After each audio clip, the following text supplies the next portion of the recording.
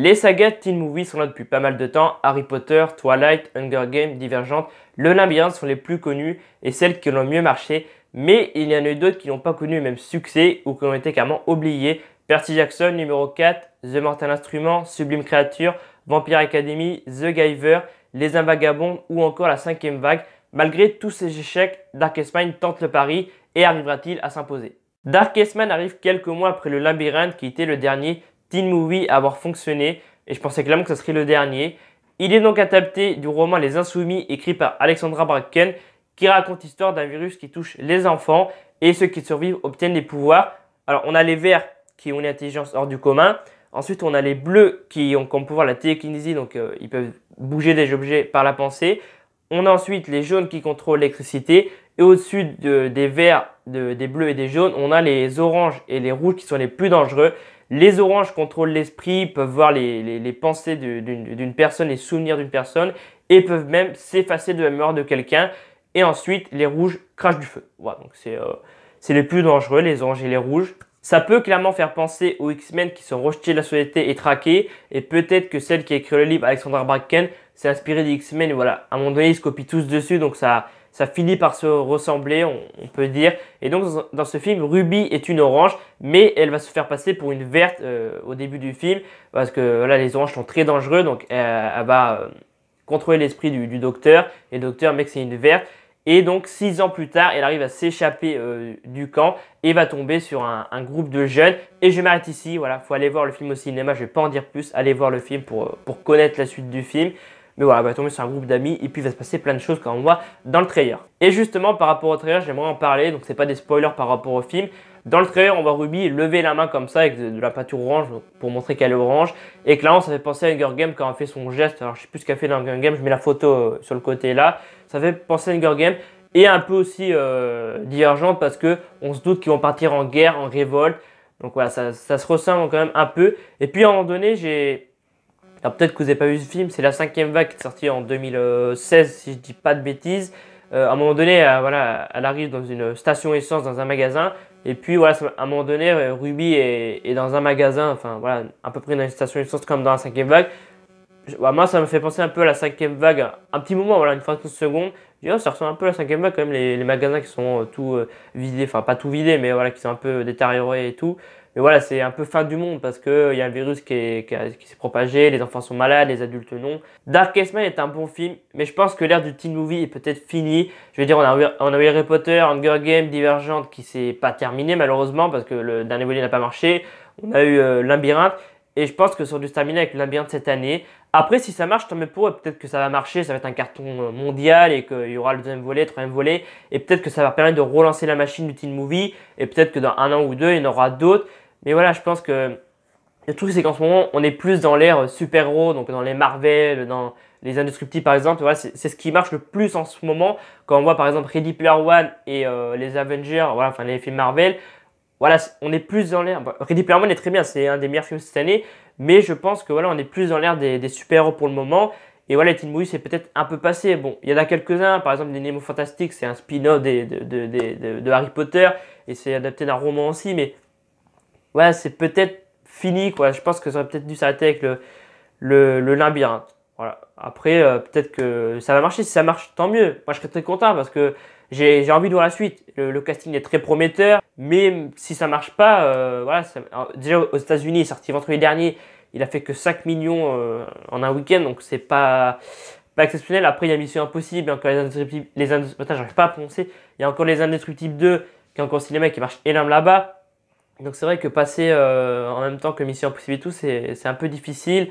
Et puis passer après comme voilà des trucs comme Harry Potter, Hunger Games et tout, voilà, ça s'essouffle. Le truc c'est que ça s'essouffle et on a pu le voir par l'échec de La Cinquième Vague, Percy Jackson, il n'y a pas eu de suite, The Mortal Instruments, The Giver, enfin tous ceux que j'ai cités en intro. Et même il y en a d'autres, vraiment il y en a je ne sais combien que je pourrais le dire, mais voilà, ça s'essouffle. J'aimerais parler de quelque chose par rapport aux saga teen movie. Ils ont tous un point en commun, c'est qu'il y a toujours l'histoire d'amour. Dans Harry Potter, il y en avait une. Dans Hunger Games, il y en a une. Dans Twilight, il y en a une.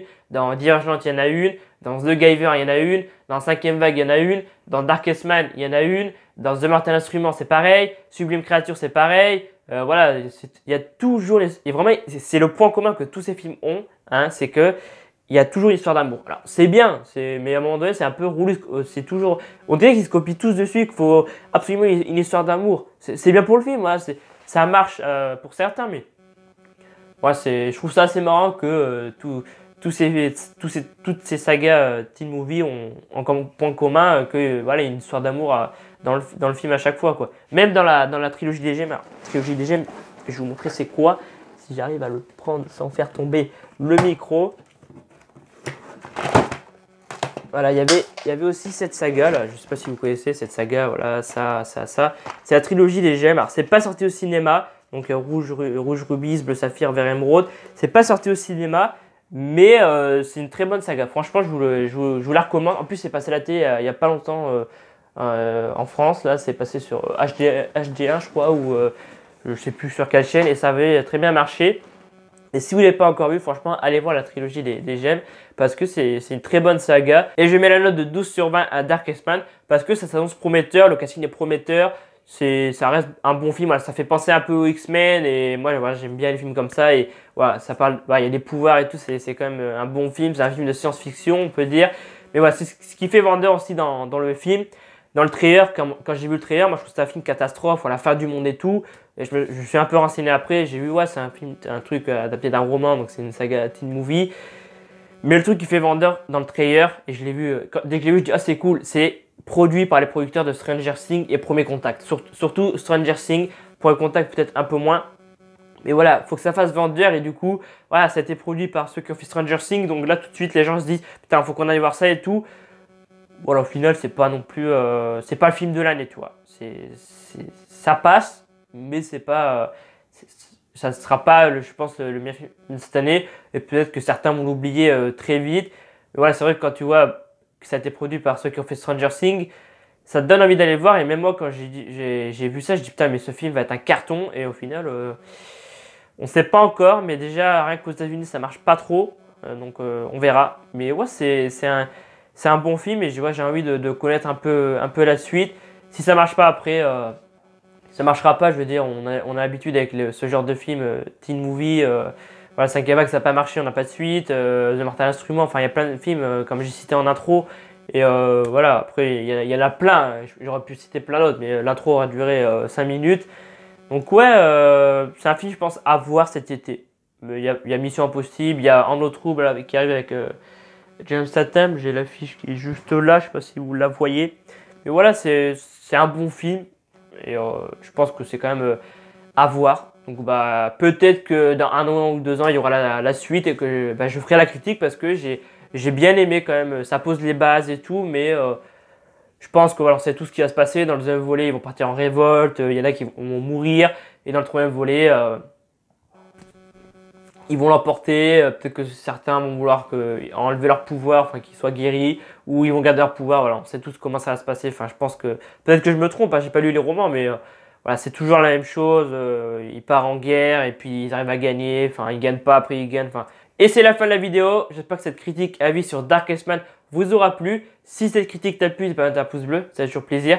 N'hésite pas à me dire en commentaire ce que tu as pensé du film. Est-ce que tu penses que ça a marché? Est-ce qu'il y aura la suite? Est-ce que tu es impatient de voir la suite? Dis-moi tout ça en commentaire.